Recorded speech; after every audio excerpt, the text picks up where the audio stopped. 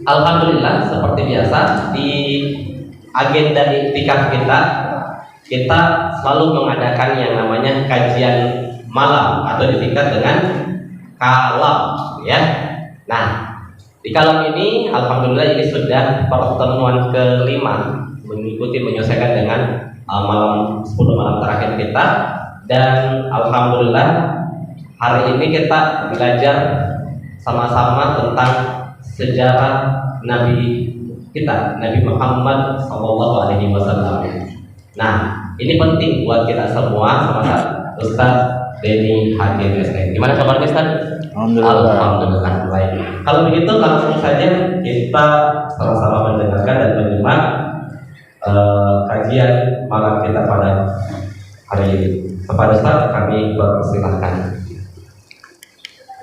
Ya Ustaz. Biasanya.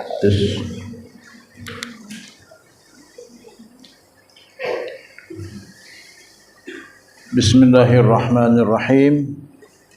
Assalamualaikum warahmatullahi wabarakatuh. Waalaikumsalam warahmatullahi wabarakatuh. Alhamdulillahi rabbil alamin. Nahmaduhu wa nasta'inuhu wa nastaghfiruh wa na'udzu billahi minasy syururi anfusina wa sayyiati a'malina. May yahdihillahu fala mudilla lahu ومن يضلل فلا هادي له أشهد أن لا إله إلا الله وحده لا شريك له وأشهد أن محمدا عبده ورسوله لا نبي بعده اللهم صل وسلم وبارك على سيدنا محمد وعلى آله وأصحابه أجمعين أما بعد. Alhamdulillah Bapak Ibu sekalian, beserta para peserta i'tikaf yang insyaallah dirahmati oleh Allah Subhanahu wa taala, kita patut bersyukur kepada Allah karena sampai malam yang ke-25 ini masih diberikan kesehatan, nikmat sehat, nikmat iman dan nikmat Islam ya. Saya kira tidak ada nikmat yang lebih baik daripada nikmat sehat, nikmat iman dan nikmat Islam ya. Dan inilah nikmat yang terbesar yang Allah Subhanahu wa taala berikan kepada kita semua. Salawat serta salam kita kirimkan kepada Rasulullah sallallahu alaihi wasallam, kepada para sahabat beliau, kepada keluarga beliau, dan kepada orang-orang yang senantiasa mengikuti jalan hidup beliau. Mudah-mudahan kita semua mendapatkan syafaatnya Rasulullah sallallahu alaihi wasallam. Ya, syafaat pertolongan dari Rasulullah nanti di hari kemudian, di hari kiamat nanti, di mana tidak ada pertolongan kecuali nanti kita meminta kepada Allah Subhanahu wa taala melalui syafaatnya Rasulullah sallallahu alaihi wasallam. Baik, pada malam hari ini ya, saya sebenarnya kalau kita bicara sirah nabawiyah itu banyak sekali tema yang bisa kita ambil ya. Memang sebaiknya kalau bicara sirah itu beruntun ya, dari yang pertama ketika Nabi lahir sampai kemudian beliau diangkat sebagai Nabi, kemudian beliau berhijrah dan sampai mendirikan sebuah peradaban Islam ya. Cuman karena waktu terbatas jadi kita hanya mengambil beberapa tema-tema saja ya. Mungkin ini ada 2-3 kali pertemuan kita akan mengambil beberapa tema-tema yang saya rasa ini cukup penting untuk kita kaji karena banyak hikmah yang bisa kita petik.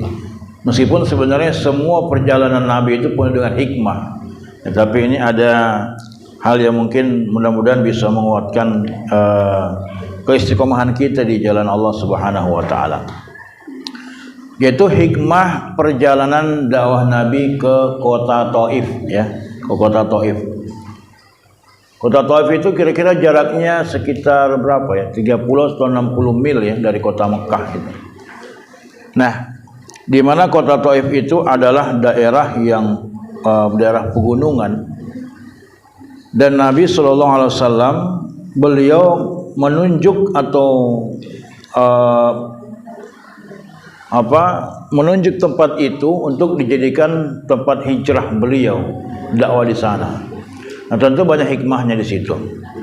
Nah, khususnya ketika beliau berdakwah di Mekah, sebagaimana tadi dijelaskan oleh Ustaz Abdi, beliau mendapatkan begitu banyak tantangan, dan memang ketika Nabi ditinggalkan wafat oleh dua orang yang beliau cintai, yang selama beliau hidup itu dan berdakwah, kedua orang inilah yang selalu mendampingi dan membela beliau. Dua orang ini adalah orang yang sangat punya karisma atau sangat diperhitungkan di kota Makkah. Yang pertama adalah istri beliau, Khadijah binti Khuwailid, yaitu istri beliau. Khadijah binti Khuwailid ini adalah wanita terhormat, wanita terpandang di kota Makkah, wanita yang termasuk terkaya di kota Makkah dan punya kedudukan penting di kota Makkah. Dan beliau ini sebelum masuk Islam ya orang yang terkaya ya. Tapi setelah beliau masuk Islam, beliau menikah dengan Rasulullah, kemudian masuk Islam, kemudian beliau ini wafatnya dalam keadaan miskin. Ya, kenapa dalam keadaan miskin? Karena semua harta yang beliau miliki diwakafkan, diinfakkan untuk dakwah Islam ketika itu. Dan Khadijah ini adalah istri yang memberikan keturunan kepada Nabi. Kalau istri yang lain itu tidak ya. Khadijah dan satu lagi Maria Al-Qibtiyah. Jadi Nabi punya 7 anak.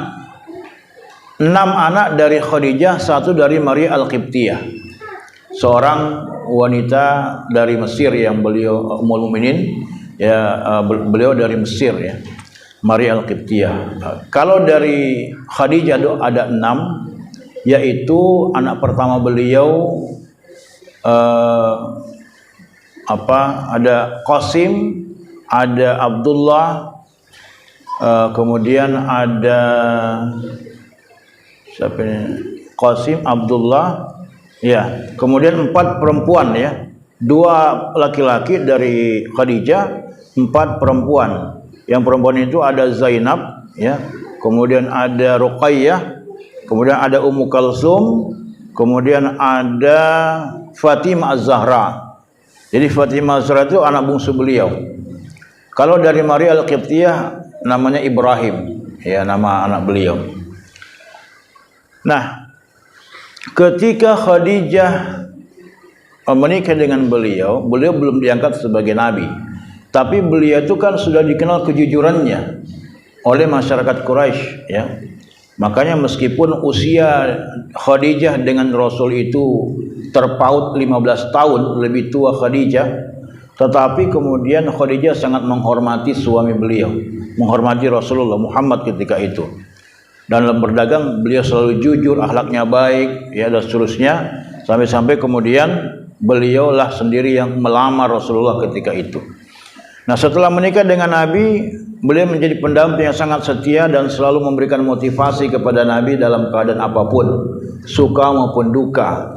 Bahkan ketika Nabi menerima wahyu pertama kali, ya, lalu Khadijah, Nabi dalam keadaan ketakutan, Khadijah inilah istrinya beliau yang selalu memberikan memberikan rasa tenang kepada beliau, ya. Mungkin kalau kita barangkali, ya, dalam keadaan sulit, ya, dalam keadaan gelisah, galau, datang istri yang tenang saja, ya, insyaallah tidak ada apa-apa itu kanda, yang itu kan kalau bahasa kita, ya.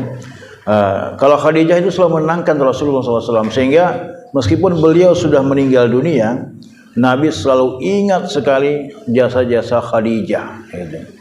Nah, selama hidup beliau menjadi pembela Rasulullah, dan tidak ada seorang pun yang berani mengganggu Nabi ketika itu, karena Khadijah, ya. Nah, setelah Khadijah wafat, ya, maka kemudian orang mulai berusaha mengganggu Rasulullah. Kemudian setelah itu Abu Thalib, ya, paman beliau. Jadi paman langsungnya beliau, paman yang pertama, yang tertua, Abu Thalib, ya. Nah, Abu Thalib ini juga selama hidupnya, ya, di mana sejak kecil memang Nabi dirawat oleh Abu Thalib setelah kakeknya beliau Abdul Muttalib itu meninggal dunia di usia Nabi kalau tidak salah 8 atau 10 tahun ya. Dan ketika itu Nabi kemudian dirawat oleh Abu Thalib. Nah, Abu Thalib ini sangat menyayangi Rasulullah, sangat menyayangi Muhammad ketika itu, ya.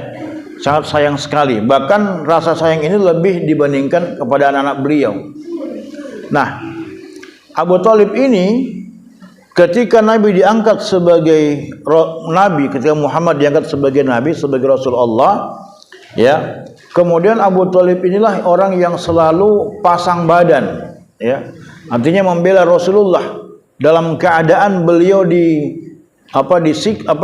dicela, dicaci, dituduh macam-macam. Abu Thalib selalu menjadi orang yang terdepan. Bahkan ketika Nabi berdakwah di atas Bukit Safa, mengajak orang-orang Quraisy untuk masuk ke dalam Islam, apa kata Abu Lahab? Ya, tangkap itu Muhammad, tangkap itu Muhammad. Ya, kata Abu Lahab. Ya, itu Abu Lahab pamannya beliau juga, tapi tidak suka dengan dakwahnya Rasulullah. Nah, Abu Thalib itulah yang pertama kali pasang badan membela Rasulullah ketika itu. Ya. Nah, ketika Abu Thalib meninggal dunia, Siti Khadijah binti Khuwailid meninggal dunia, maka tidak ada orang lagi yang bisa membantu dan membela Nabi. Artinya kalau ibaratnya kalau orang tua kita meninggal, ya, tidak ada yang lagi tempat kita untuk curhat, tidak ada tempat kita untuk berlindung, kan begitu, ya. Kalau orang tua kita sudah tidak ada. Nah, sama dengan Rasulullah ini, pamannya tidak ada, istrinya tidak ada, meninggal semuanya, sehingga apa? Orang-orang kafir Quraisy lebih leluasa mengganggu Nabi ketika itu. Ya, suatu ketika Nabi lewat, kemudian dihadang oleh orang-orang Quraisy, lalu mereka melemparkan debu, ya, pasir-pasir dari tanah itu dilemparkan ke kepala beliau. Sampai berlumuran debu-debu ini kepala beliau. Pulang ke rumah, istri beliau, salah satu daripada anak beliau, sambil membersihkan itu sambil mencucurkan air mata karena sedihnya melihat apa yang dialami oleh ayah beliau. Ya, tapi kata Nabi, tidak usah bersedih wahai anakku, ya. Karena ini sesuatu yang ya memang sudah sunnatullah terjadi kepada para nabi-nabi Allah Subhanahu wa taala. Nabi ketika dalam keadaan salat, ya, lalu Nabi dilempari oleh mereka dengan apa? Dengan tai unta, dengan kotoran kambing. Bayangkan. Mungkin kita di sini tidak ada yang pernah dilempari dengan kotoran kambing, kan? Tidak ada. Tapi Nabi pernah dilempari dengan kotoran kambing. Bayangkan. Ya. Itu dalam keadaan ketika itu beliau dalam keadaan sholat. Nah, kita ini sholat ber-AC, ya. Tidak ada yang bau-bau, kan? Palingan yang bau-bau mungkin kalau pakai baju yang 3 hari tidak dicuci, ya. Ya mungkin begitu. Nah, tapi Rasulullah dulu dalam keadaan sholat, kemudian dilempari tai kambing, dilempari tai unta, luar biasa, ya. Nah, semakin besar penyiksaan yang dilakukan oleh orang-orang Quraisy kepada Nabi, sehingga apa yang terjadi? Maka beliau mencari tempat yang kira-kira itu bisa dijadikan sebagai tempat perlindungan, ya. Nah, maka beliau menunjuk Taif. Kenapa di Taif? Ada hikmahnya, ya. Ternyata di Taif itu Nabi mengenang kembali bagaimana dulu beliau itu dulu disusui oleh ibu susunya beliau, yaitu Halimatus Sa'diyah, ya. Itu dari sana, dari Taif, dari Bani Thaqif. Dan di Taif itu juga kata Profesor Dr. Rawas Qal'ahji dalam kitab beliau tentang Sirah Nabawiyah, dari sisi politisnya itu mengatakan bahwa kenapa Nabi memilih kota Taif sebagai tujuan dakwahnya, tempat hijrahnya beliau ketika itu, karena ada 3 hal. Yang pertama, beliau memilih Taif karena Taif itu dari sisi faktor ekonomi, faktor kemanusiaan, ya.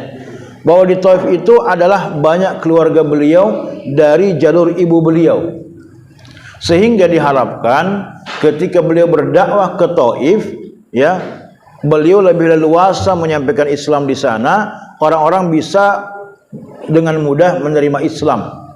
Ya, itu beliau memilih kota Taif karena banyak keluarga beliau di sana. Namanya juga keluarga. Kalau keluarga kan kita menyampaikan, insya Allah keluarga akan mendengar seperti itu. Ya. Kemudian yang kedua, secara ekonomi, faktor ekonomi. Ya, maksudnya apa? Bahwa kota Taif ini adalah sebuah daerah yang daerahnya daerah pertanian, agraris. Ya, banyak hasil-hasil buminya di Taif, di kota Taif ini. Sehingga ketika Nabi ya diterima dakwahnya di sana dan mampu mendirikan sebuah negara baru, negara Islam nanti di Taif, maka itu bisa diharapkan secara ekonomi tidak kekurangan. Itu Nabi kenapa memilih Taif. Yang ketiga, faktor strategis bahwa Taif itu adalah daerah pegunungan, di mana gunung-gunung itu cukup strategis menjadi benteng-benteng bagi kaum muslimin ketika mendapatkan serangan dari luar. Nah, itu kenapa kemudian Taif menjadi posisinya sangat strategis dan Nabi memilih kota Taif sebagai tujuan hijrah perjalanan dakwah beliau ke sana. Nah, lalu beliau berangkatlah ke kota Taif itu, ya. Saya bacakan saja. Lama Rasul sallallahu alaihi wasallam istihanata Quraisy bihi hajara fi sanatil ashirah ila Taif. Maka ketika Nabi melihat begitu besar siksaan, hinaan yang beliau dapatkan dari orang-orang Quraisy, maka beliau berhijrah pada tahun yang ke-10 dari kenabian ke kota Taif. Ma'a Zaid ibn Harithah, beliau berhijrah bersama ya sahabat yang sekaligus dulu anak angkatnya beliau, yaitu Zaid bin Harithah. Zaid bin Harithah. Ya, beliau berangkat ke sana. Beliau berdakwah ke sana dan apa yang terjadi? Wa tawajjaha ila Saqif. Beliau bertemu dengan Bani Saqif. Maka bertemulah beliau dengan Bani Saqif. Tujuannya apa? Wa talaba minhum nusratahu ala qaumihi. Yang tujuannya adalah untuk meminta kepada orang-orang Saqif agar menolong dakwah beliau. Ya, agar menolong Rasulullah dalam berdakwah ketika itu. Nah, beliau menemui 3 orang bersaudara, ya, yang menjadi pemimpin daripada kota Taif ketika itu. Ya, dan beliau berdialog dengan mereka dan juga berdialog dengan tokoh-tokoh yang lain. Ya, nah, apa yang terjadi? Ya, faraddu alaihi raddan qabihan. Ya, beliau tidak diterima, bahkan mendapatkan penolakan yang sangat buruk dari orang-orang yang ada di Taif. Bahkan tokoh-tokohnya itu menolak Nabi dengan cara yang buruk. Seperti 3 pemimpin ini yang ada di kota Taif, mereka mencela Nabi, mengatakan, kalau kamu diutus sebagai Nabi, maka terkoyaklah kain kiswahnya Ka'bah. Apakah tidak ada orang lain yang lebih pantas menjadi Nabi dibandingkan kalian, dibandingkan engkau? Itu kata mereka. Nah, itu luar biasa. Nabi dihina, dicerca ketika itu. Nah, setelah itu kemudian Nabi mengatakan, kalau begitu jangan kamu sampaikan persoalan saya ini kepada orang lain, ya, karena kalian menolak apa yang saya sampaikan. Apa yang terjadi? Ketiga orang ini justru meminta kepada, ya, wa amaru sufaha'ahum, ya, wa abidahum yasubbunahu wa ramauhu bil hijarah. Jadi ketiga orang pemimpin Bani Saqif yang ada di Taif ini justru memerintahkan kepada orang-orang bodoh di antara mereka, orang-orang hamba sahaya mereka, bahkan anak-anak mereka, untuk apa? Mencela Rasulullah. Jadi Nabi dicela dan memerintahkan agar Nabi dilempari ketika itu.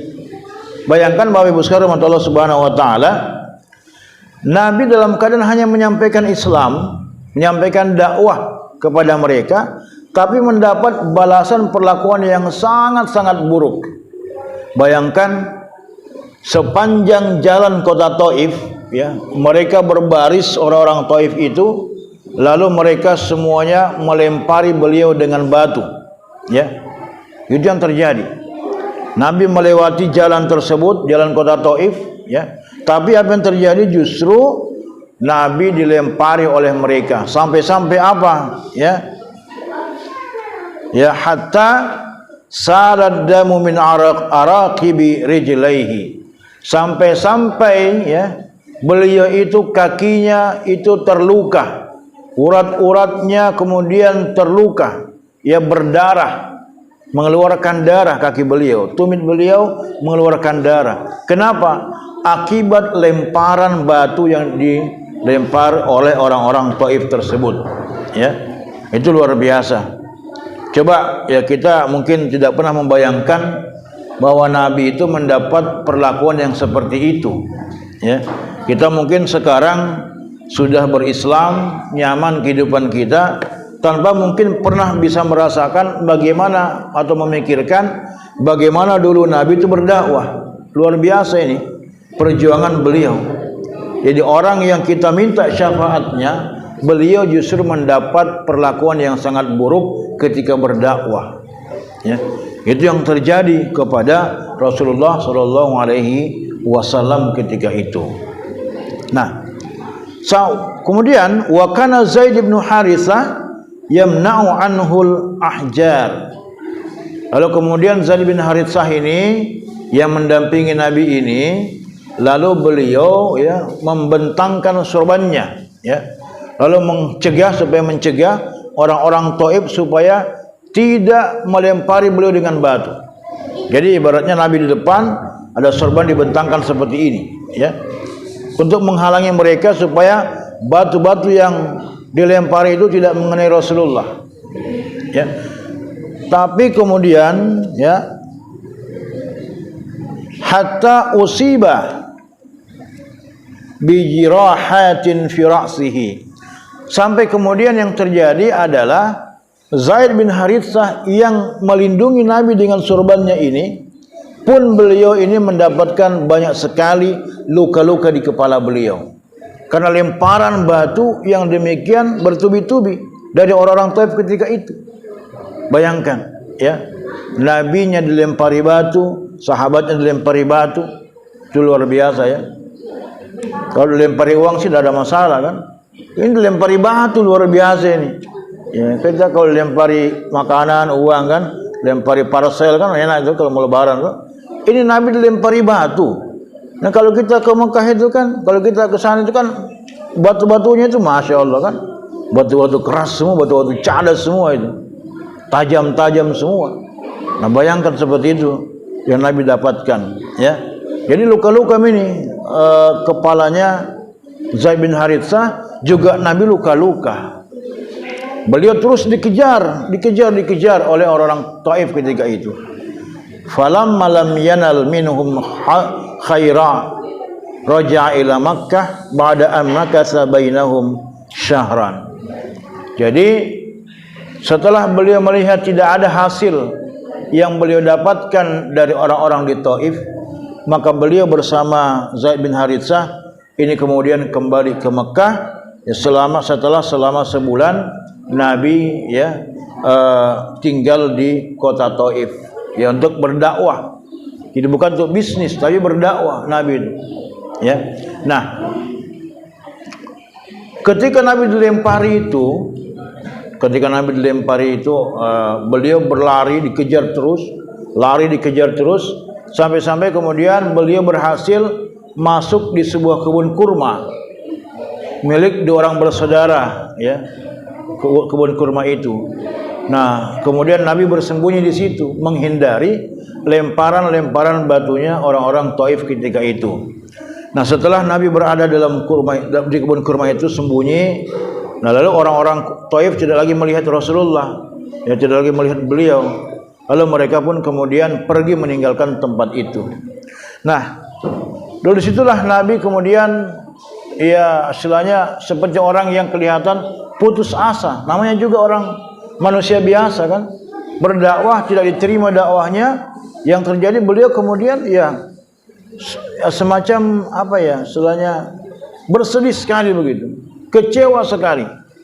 Itu di Taif rata-rata keluarga saya, kok kenapa begitu perlakuannya kepada seorang nabi. Nah, ada doa Nabi yang sangat terkenal, saya juga tidak hafal itu doanya, bahwa di situ salah satu isinya doa mengatakan begini, ya Allah, aku menyerahkan ya kesedihanku ini kepadamu. Kepada lagi aku menghadapkan wajahku, apakah kepada mereka yang menyakitiku atau kepada mereka yang mengusirku. Itu. Wahai Tuhannya orang-orang yang lemah, ya, kepadamu aku menyerahkan diriku. Ya. Meskipun mereka menyakitiku, ya, aku tidak peduli. Ya. Yang penting kau tidak murka kepadaku ya Allah. Itu banyak. Jadi yang penting Allah tidak murka, karena Nabi takut bahwa lemparan-lemparan batu ya yang beliau alami di Taif itu bagian daripada murkanya Allah Subhanahu wa taala. Gitu loh. Nah, tapi beliau mengatakan, ya aku rela biar dilempari biar apa, yang penting kau tidak murka ya Allah. Itu kata beliau. Ya. Jadi, wah, beliau panjang sekali doanya ini. Sampai-sampai dua orang yang pemilik kebun itu merasa kasihan. Dia lihat, wah, kenapa ini ada orang di kebun kayak kasihan sekali ya. Nah, lalu dua orang ini kebetulan punya pembantu namanya Adas. Adas ini beragama Nasrani ya. Nah, lalu Adas, bukan Adidas ya, Adas itu. Adas ini diminta oleh dua orang pemilik kebun itu, Adas, coba kamu kasih ini anggur kepada orang itu ya, kasihan saya lihat ini ya. Nah, kemudian didatangilah Nabi ini oleh Adas, lalu diberikan anggur. Tapi Pak, ini ada anggur ya, gitu. Kalau bahasa kita ya. Nah, silakan kita makan ya. Nah, sebelum Nabi makan ya, kita kebiasaan orang Muslim ya, sebelum makan kan baca basmalah gitu. Nabi membaca Bismillahirrahmanirrahim sebelum makan ya. Ini Adas ketika mendengar Nabi mengucapkan itu heran dia. Barusan saya dengar ada orang bilang begini. Selama saya di sini tidak pernah ada satupun orang di Taif ini yang mengucapkan kalimat itu. Ya. Bismillahirrahmanirrahim. Tidak pernah saya dengar dan tidak pernah saya dapatkan ada orang dari Taif di kampung Taif ini yang mengucapkan kalimat itu. Lalu Adas penasaran bertanya, wahai fulan, engkau siapa? Gitu. Lalu Nabi balik bertanya, Adas, kamu dari mana? Agamamu apa? Gitu kan? Saya agama Nasrani, saya berasal dari daerah Ninawa.